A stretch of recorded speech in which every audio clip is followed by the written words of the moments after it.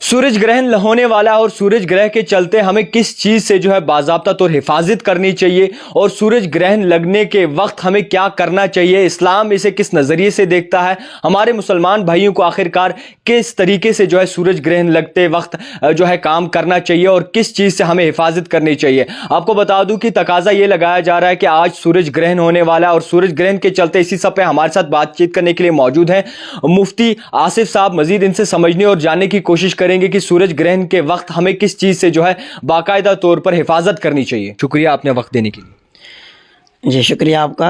आसिफ साहब, आपसे समझने की कोशिश करेंगे कि सूरज ग्रहण आखिरकार क्या है और किस तरीके से ये आता है, क्या ये साल में एक दफ़ा आता है या फिर कभी भी आ सकता है। सबसे पहले सूरज ग्रहण के बारे में जो हम समझने की कोशिश करेंगे। जी देखिए, अल्लाह तबारक व तआला ने इस कायनात को बनाया, ये हर इंसान मानता है कायनात अल्लाह ने बनाई है, ये पहाड़ आसमान ज़मीन, लेकिन इसमें रोशनी के लिए कुछ इंतज़ाम होना चाहिए था। तो अल्लाह ने रोशनी का इंतज़ाम करने के लिए सूरज और चाँद को पैदा किया, और जिस अल्लाह ने सूरज को रोशन किया है, और कुरान में कहा हुवल्लज़ी जअल अश-शम्स ज़िया, कि तुम्हारा मालिक वो है, तुम्हारा खालिक वो है जिसने रोशन किया है सूरज को और चाँद को, रोशनी का ज़रिया बनाया इस दुनिया के अंदर। तो वो जब चाहे इस सूरज और इस चाँद की रोशनी को वो सलब कर सकता है। ये तब तक रोशन होते रहेंगे जब तक उसकी मर्ज़ी होगी। अश-शम्सु वल क़मरु बिहुस्बान वश-शम्सु तजरी लिमुस्तक़र्रिन लहा ज़ालिका तक़दीरुल अज़ीज़िल अलीम। कुरान पाक में बेशुमार आयतें हैं जो इस चीज़ को बताती हैं कि जो सूरज और चाँद ये इंसान की खिदमत में लगे हैं, ये रोशनी दे रहे हैं और तब तक देंगे जब तक अल्लाह चाहेगा।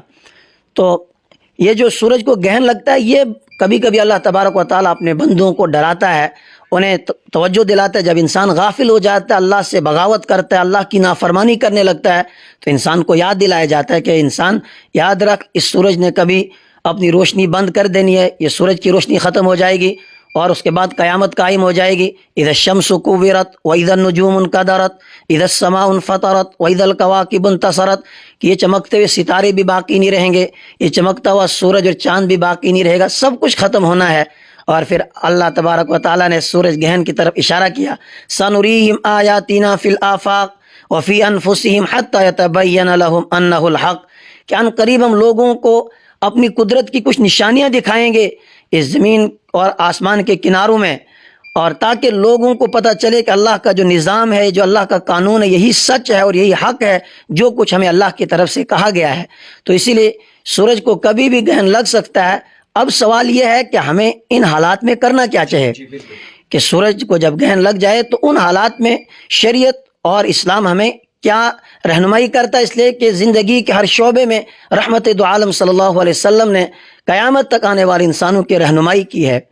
तो नबी अकरम सल्लल्लाहु अलैहि वसल्लम के ज़माने में जब सूरज को ग्रहण लग गया तो उस वक्त लोगों के जहनों में ये ख्याल था, वो सोचते थे कि जब कोई बड़ा आदमी मर जाता है या कोई बड़ा आदमी पैदा हो जाता है तो सूरज और चाँद को उस वक्त ग्रहण लग जाता है, इसलिए कि सूरज को भी लगता है और चाँद को भी लगता है।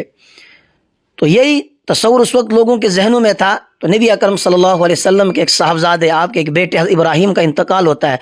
इंतकाल होते ही सूरज को ग्रहण लग गया। लोगों में बातें होने लगी कि आपके बेटे का इंतकाल हुआ इसलिए सूरज को ग्रहण लगा। आप सल्लल्लाहु अलैहि वसल्लम को जब ये बातें मालूम हुई कि लोग इस तरह की बातें कर रहे हैं, लोगों का अकीदा बिगड़ रहा है, तो आपने फ़ौरन लोगों को जमा किया और लोगों से कहा, इन्न शम्स वल क़मर ला यख़सिफ़ानि लिमौति अहदिन वला लिहयातिही। लोगों, सूरज और चाँद को ग्रहण नहीं लगता है किसी के मरने या किसी के जीने से। फ़इन्न शम्स वल क़मर आयतानि मिन आयातिल्लाह, के सूरज और चाँद ये अल्लाह की दो निशानियों में से, अल्लाह की निशानियों में से दो निशानियाँ हैं। फ़इज़ा रअयतुमूहु फ़सल्लू, जब भी तुम कभी ऐसा देखो तो तुम फ़ौरन नमाज की तरफ मुतवज्जे हो जाओ। और फिर खुद आपने अमली तौर पर दिखाया कि जब सूरज ग्रहण हुआ, अबू बुरदा और अबू मूसा कहते हैं कि आप फ़ौरन घबराए हुए खड़े हो गए, ऐसा लगा कि जैसे क़यामत आ गई, आप डरे हुए हैं, काँप रहे हैं, और आप फ़ौरन मस्जिद की तरफ दौड़ पड़े। आप सल्लल्लाहु अलैहि वसल्लम ने वहाँ पर 2 रकात नमाज अदा की और फिर आप अल्लाह की तरफ खूब मुतवज्जे हुए, गिड़गिड़ाए, दुआएं करने लगे आप रो रो कर अल्लाह से। और आपने अपनी उम्मत को भी क़यामत तक के लिए तालीम दी कि जब कभी तुम ऐसा देखो कि सूरज को ग्रहण लग जाए या चाँद को ग्रहण लग जाए, तुम अल्लाह की तरफ मुतवज्जे हो जाओ। तो नमाज 2 रकात कही गई है। सूरज ग्रहण की नमाज को सलातुल खुसूफ कहा जाता है और चाँद ग्रहण की नमाज को सलातुल खुसूफ कहा जाता है। 2 रकात नमाज पढ़ते हैं जैसे आम नवाफिल होते हैं। तो सूरज ग्रहण की जो नमाज है ये अफजल है जमात के साथ पढ़ना, और अगर लोगों को इकट्ठा करने के लिए ऐलान भी करना पड़े तो ऐलान करके इस नमाज को अदा किया जाए। خوب لمبی قرات ہو، قیام بھی لمبا، رکوع اور سجدہ خوب لمبا، اس کے بعد خوب سارے مل کر اللہ سے توبہ کریں، استغفار کریں، اللہ سے خوب دعائیں مانگیں۔ ہاں یہ کہ مکروہ وقت نہ ہو، جیسے کہ عصر کے بعد نوافل نہیں ہے، اگر مکروہ وقت تو اس وقت پھر دعائیں آدمی نے کرنی اور استغفار کرنا، پھر اس وقت نماز نہیں۔ لیکن اگر ایسا کوئی وقت نہیں، پھر آدمی نماز بھی ادا کرے اور پھر اس کے ساتھ ساتھ آدمی دعا بھی، استغفار بھی خوب اللہ کے سامنے آدمی گڑ گڑائے، اور یہی پیغام دیا گیا ہے تاکہ انسان اللہ کی طرف متوجہ ہو جائے۔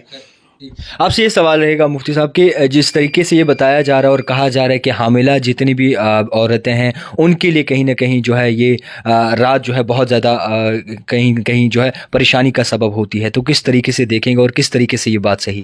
دیکھ، قرآن و حدیث میں اس طرح کی کوئی بات نہیں ہے اور نئی شریعت نے اس طرح کی کوئی بات بتائی۔ ہاں اسلام نے سب کو، چاہے وہ حاملہ عورت ہو یا دوسری عورت ہو یا مرد ہو، جوان ہو، سب کو یہ کہا گیا ہے کہ اس وقت سب کی توجہ اللہ کی طرف ہونی چاہیے۔ سارے کاموں کو چھوڑ کر ادھر ادھر گھومنے پھرنے کے بجائے اللہ کی طرف متوجہ ہو جاؤ۔